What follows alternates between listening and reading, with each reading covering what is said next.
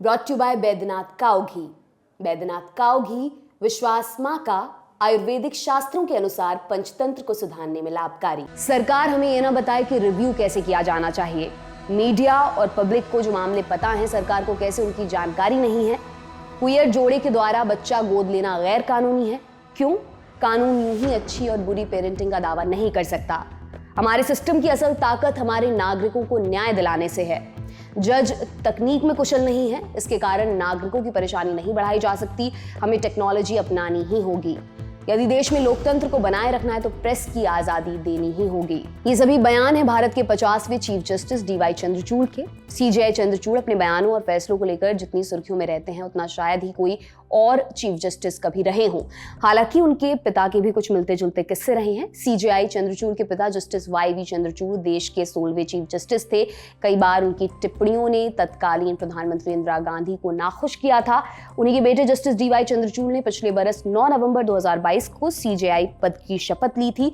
उनका कार्यकाल लगभग 2 साल का है, जो 10 नवंबर 2024 को उनके रिटायरमेंट के साथ पूरा हो जाएगा। 2023 में पूरे साल जस्टिस चंद्रचूड़ ही सीजेआई के पद पर पीठासीन थे। इस साल बड़े बड़े मुकदमे दायर हुए, लड़े गए और हारे जीते भी गए।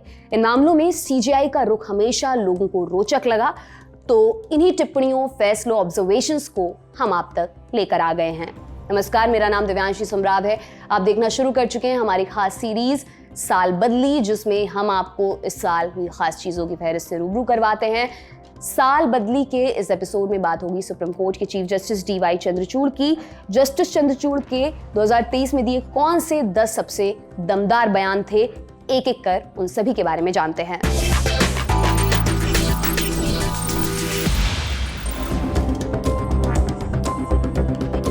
सबसे पहले बात उस स्पीच की जो सीजेआई चंद्रचूड़ ने हिंदी में दी थी। मौका था झारखंड हाईकोर्ट की नई इमारत के शुभारंभ का। कार्यक्रम में राष्ट्रपति द्रौपदी मुर्मू भी मौजूद थी। अपने भाषण में सीजेआई चंद्रचूड़ ने उन लोगों के हित की बात कही जिन्हें छोटे मोटे केस में जमानत नहीं मिल पाती।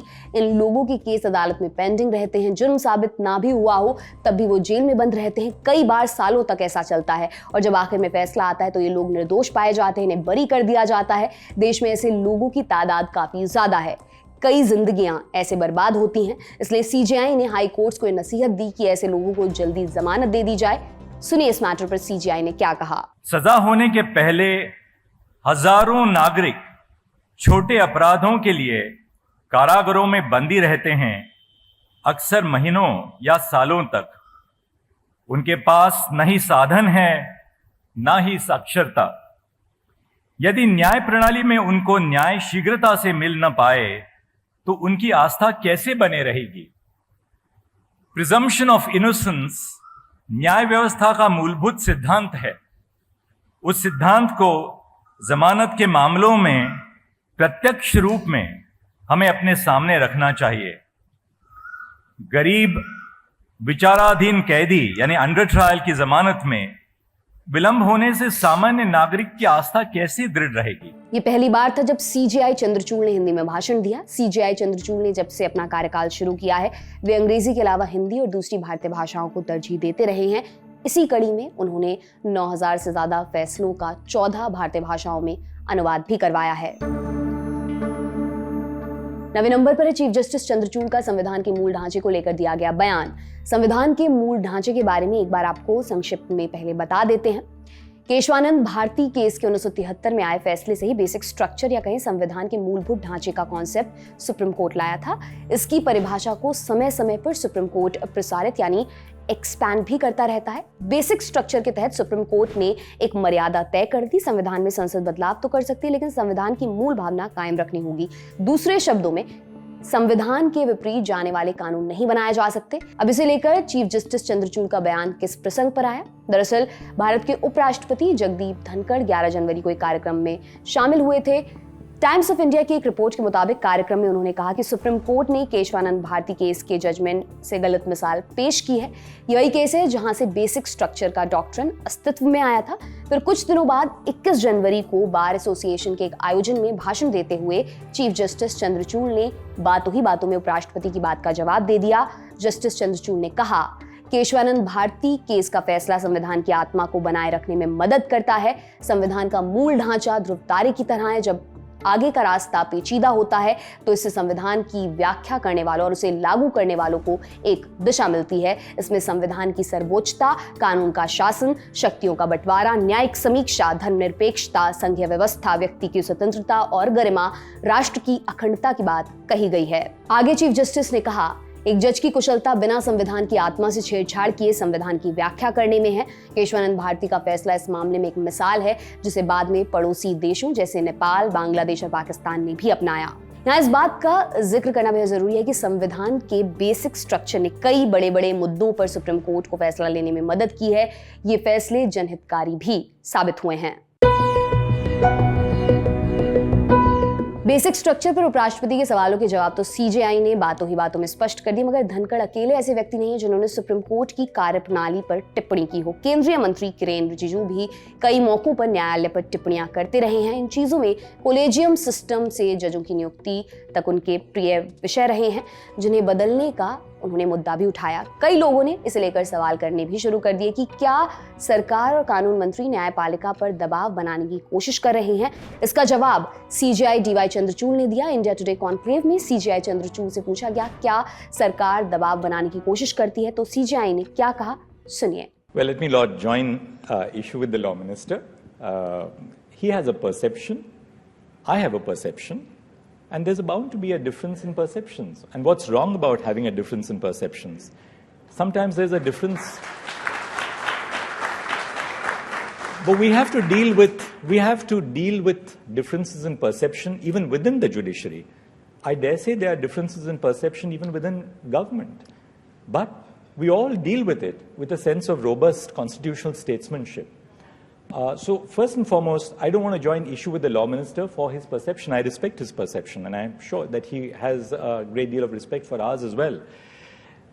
In my 23 years as a judge of the High Court, as the Chief Justice of the High Court, and as a judge of the Supreme Court, no one, and I hope you will trust me when I say this, no one has told me to decide a case in a particular way. वैसे यहाँ सरकार और राजनीति की बात आ ही गई है तो आपको लगे हाथ एक और बात बता देते हैं। साल बदली की हमारी इस सीरीज में एक एपिसोड हमने 2023 के भारत के 10 सबसे बड़े पॉलिटिकल मोमेंट्स पर भी बनाया है।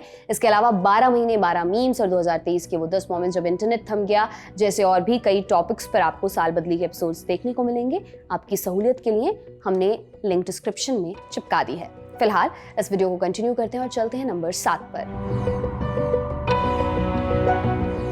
पिछले बयान में आपने सुना कि सीजेआई चंद्रचूड़ के फैसलों को किसी ने भी प्रभावित करने की कोशिश नहीं की, लेकिन एक वर्ग है जो अच्छे फैसले करवाने में मदद जरूर करता है, वो है वकीलों का वर्ग। वकील सारे तथ्यों को इकट्ठा करके कोर्ट के समक्ष पेश करते हैं, गवाहों को लाते हैं, सबूत दिखलाते हैं। इन सभी चीजों को मिलाकर ही एक स्पष्ट और ठोस फैसला तैयार किया जाता है। इसलिए न्याय के इस अहम स्तंभ को भी डीवाई चंद्रचूड़ ने संबोधित किया है। 7वें नंबर पर डीवाई चंद्रचूड़ का उस भाषण का अंश जो उन्होंने 77वें स्वतंत्रता दिवस समारोह में दिया था, सुनिए। Sit with us on the bench of the Supreme Court. But equally, it is important, I think, for us to recognize the fact that the Supreme Court bar, as the leading bar of the country, stands for the protection of the rule of law. Without you, the lawyers, and without your fearlessness, and without your independence, we as judges would be really ciphers in the sands of time. When I get even an innocuous request from a member of the bar, sometimes wholly misconceived, for taking up a matter immediately on the same day, I yet hear it very, very carefully and assign a bench at the earliest opportunity. Because irrespective of an outcome of the case, I believe the real strength of our system is granting access to justice to our citizens. Our Constitution envisages an important role for the judiciary to ensure that the institutions of governance function within defined constitutional limits. Moreover, the courts provide a safe, democratic space for individuals to seek protections of their lives and liberties. The Supreme Court particularly has been the vanguard of institutional governance by enhancing access to justice and promoting constitutional values. वकीलों से क्या कहा CJI Chandrachud ने? आपने सुना। एक संदेश उन्होंने साथी जजों के लिए भी दिया है। क्या संदेश है वो, उसे जानने के लिए चलते हैं 6ठे नंबर पर। Chief justice D Y Chandrachud Odisha में नेशनल कॉन्फ्रेंस ऑफ डिजिटाइजेशन में अपना भाषण दे रहे थे। यहाँ पर उन्होंने कोर्ट को डिजिटाइज करने से संबंधित अलग अलग चीजों पर जोर दिया। मसलन कोर्ट में केस फाइल करना एक बड़ा पेचीदा काम है। केस फाइल करते वक्त दस्तावेजों के बड़े बड़े गट्ठर तैयार हो जाते हैं। इससे केस दर्ज करने वालों की भी परेशानी बढ़ती है, साथ में कोर्ट की भी। चीफ जस्टिस डीवाई चंद्रचूड़ ने इस समस्या से निजात पाने के लिए ई फाइलिंग की व्यवस्था बनवाई। इसके अलावा उन्होंने वीडियो कॉन्फ्रेंसिंग से सुनवाई करने की सभी हाई कोर्ट्स को हिदायत दी। आर्टिफिशियल इंटेलिजेंस जैसी टेक्नोलॉजी को अपनाने के लिए भी जस्टिस चंद्रचूड़ ने प्रेरित किया। बार एंड बेंच की एक रिपोर्ट के मुताबिक सीजेआई चंद्रचूड़ अपने भाषण में कहते हैं, सिर्फ चूंकि कोर्ट के जज टेक्नोलॉजी के इस्तेमाल में कुशल नहीं है, इसका मतलब ये नहीं कि हम केस दर्ज करने वालों और लड़ने वालों को इसका खामियाजा भुगतने पर मजबूर करें। मैंने अपने एक जजमेंट में ये बात कही है कि हमें टेक्नोलॉजी में मुश्किल होती है तो केवल इसकी वजह से हम वकीलों पर बोझ नहीं बढ़ा सकते। जवाब सीधा है, खुद को फिर से ट्रेन कीजिए। कई हाई कोर्ट्स ने वीडियो कॉन्फ्रेंसिंग से सुनवाई बंद कर दी है, जबकि उसका सिस्टम तो कोर्ट में ज्यों का त्यों लगा हुआ है। ये व्यवस्था सिर्फ कोविड-19 में इस्तेमाल के लिए नहीं बनी थी, इसका बाद में भी उपयोग लगातार करना है। इस तरह मुकदमों की ई फाइलिंग के लिए भी वकीलों और यहाँ तक कि उनके मुंशियों को भी तैयार किया जा रहा है। एक बार जब ये ट्रेनिंग पूरी हो जाएगी तब हम पेपर फाइलिंग बंद करके कंप्लीटली इलेक्ट्रॉनिक फाइलिंग को ही अपना लेंगे। हम चाहते हैं कि देश के किसी भी इलाके से न्याय के लिए हमारे पास अर्जी लगाना आसान होना चाहिए। हमें ये याद रखना होगा कि सुप्रीम कोर्ट केवल दिल्ली का कोर्ट नहीं है बल्कि पूरे देश का कोर्ट है। अब आते हैं एपिसोड के 5वें अध्याय पर। सीजेआई का मीडिया को लेकर कैसा रुख है, इसमें भी लोगों की काफी दिलचस्पी है।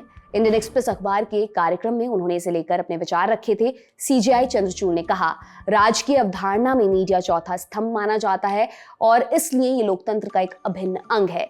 एक सक्रिय और स्वस्थ लोकतंत्र की यह जिम्मेदारी है कि उसमें पत्रकारिता को एक स्तंभ की ही तरह प्रेरित किया जाए, जिससे वह सत्ताधीशों से सवाल कर सके।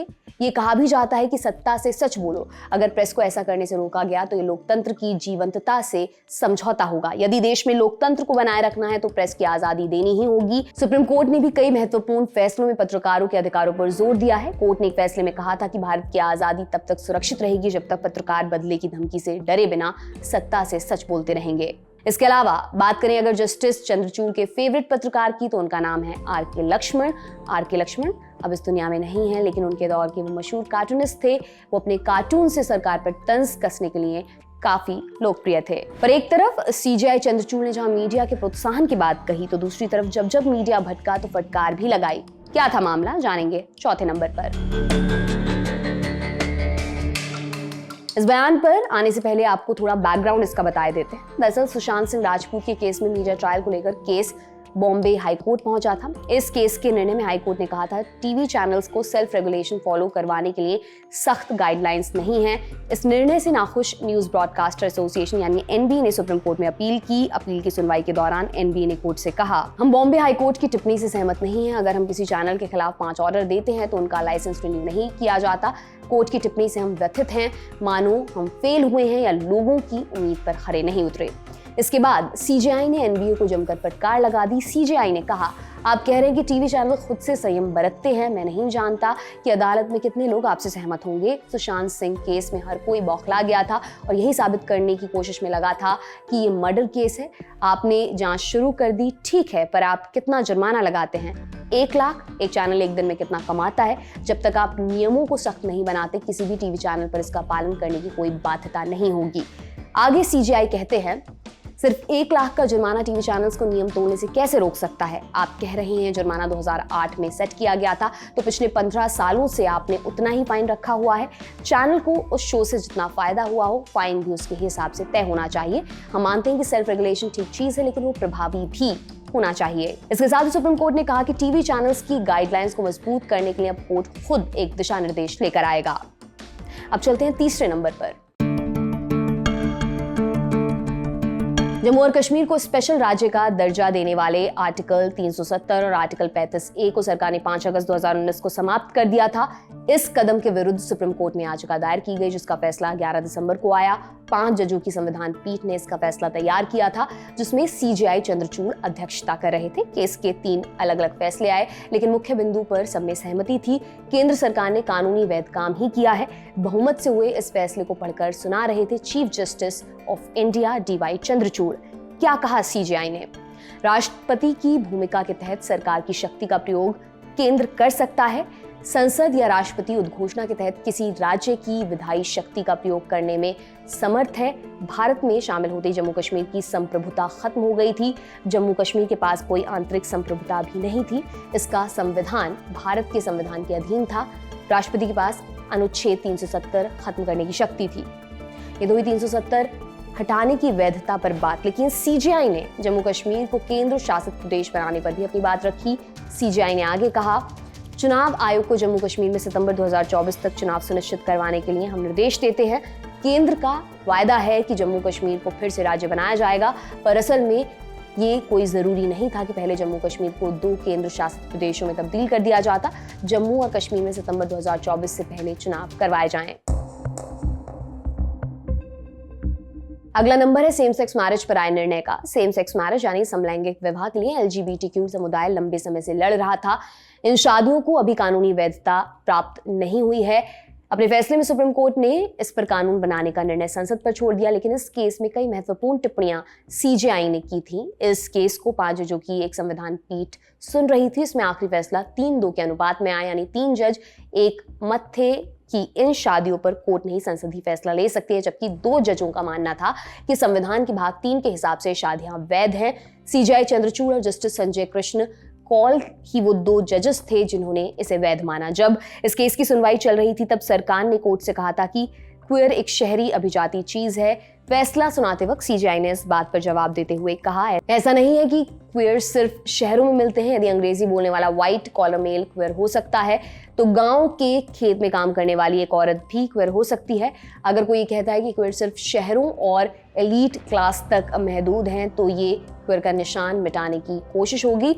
जो लोग शहरों में रहते हैं उन्हें एलीट नहीं कहा जा सकता। किसी भी क्लास, कास्ट और सामाजिक आर्थिक परिस्थिति का व्यक्ति क्वेयर हो सकता है। बहस के दौरान सरकार ने यह भी कहा था कि विवाह जैसी रीति को बदला नहीं जा सकता है। इस पर सीजेआई ने कहा, यह कहना गलत है कि शादी जैसी रीति स्थायी है और इसमें बदलाव नहीं किए जा सकते हैं। नियमों के चलते शादी का रिवाज कानून से जुड़ गया है। समलैंगिक लोगों को भी अपना साथी चुनने की आजादी है। सरकार को इन्हें सभी तरह के अधिकार देने चाहिए। सीजेआई ने आगे कहा कि शादी को मौलिक अधिकार माने फंडामेंटल राइट की श्रेणी में नहीं रखा जा सकता, पर उन्हें लगता है कि समलैंगिक विवाह को कानूनी मान्यता देने के लिए ये जरूरी है भी नहीं।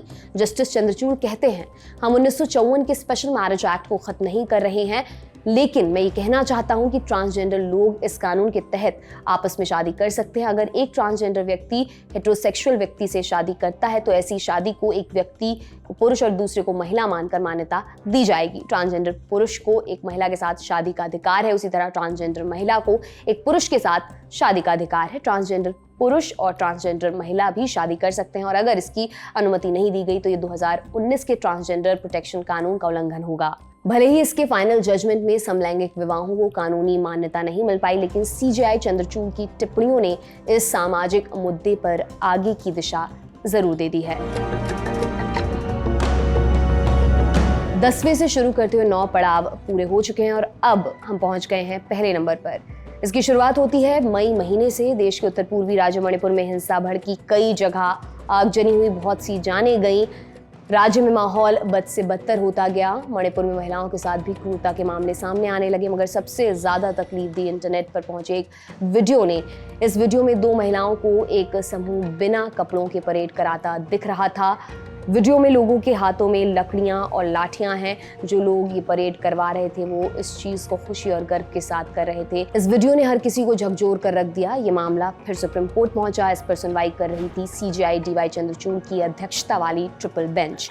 सुनवाई के दौरान सीजेआई ने बहुत सख्त टिप्पणियां की थी। सीजेआई ने कहा, ये वीडियो महिलाओं पर होने वाला एकमात्र हमला नहीं है, ऐसी कई घटनाएं हैं, इसलिए इसे इकलौती घटना नहीं माना जा सकता। सॉलिसिटर जनरल तुषार मेहता से सीजेआई कहते हैं कि क्या महिलाओं को निर्वस्त्र कर जुलूस निकालने का यह मामला इकलौता है? अगर नहीं तो बाकी मामलों में क्या किया गया? उन्होंने ये भी पूछा कि अगर ऐसे 1000 मामले हैं तो क्या सीबीआई सभी की जांच करेगी? इसके बाद सीजेआई ने सरकार को फटकार लगाते हुए कहा, ऐसे कई मामले हैं जो मीडिया में हैं और पब्लिक की जानकारी में, लेकिन सरकार को इनके बारे में जानकारी नहीं है।